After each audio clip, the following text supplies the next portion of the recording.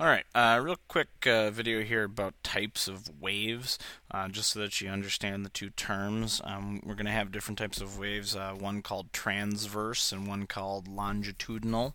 And I've given you a couple drawings here. If you look up at the transverse one, I've given you a drawing of a rope.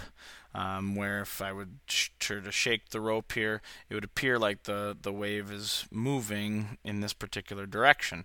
However, the particles in the rope are simply just oscillating up and down and up and down.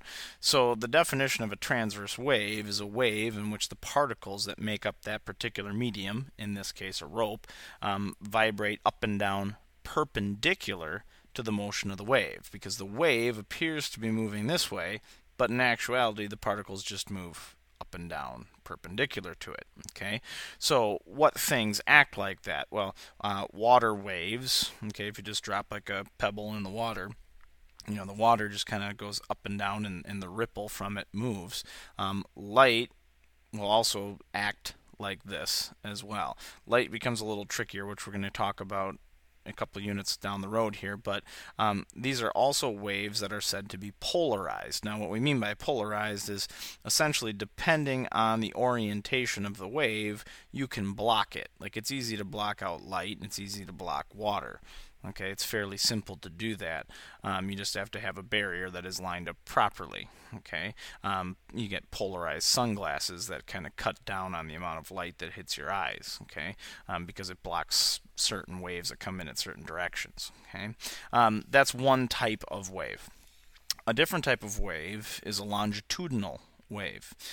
So I've tried to draw a little slinky here, where if I had the slinky just on the ground and I just were to push it, not shake it side to side, but just push it, we would get these little areas that were tighter or more condensed than others. Okay, and at those points, that's trying to show you from one of those compressions to the other one, that is a full wavelength at that spot. So the definition of a longitudinal wave is a wave in which the vibration of the particles of the medium is along the direction of the motion. So the two waves are different. In one of them, the motion and the direction of the particles are perpendicular. In a longitudinal, the direction and the motion of the particles are the same. Okay. Now, sound waves are an example of longitudinal waves, which we're going to talk a lot about. Okay.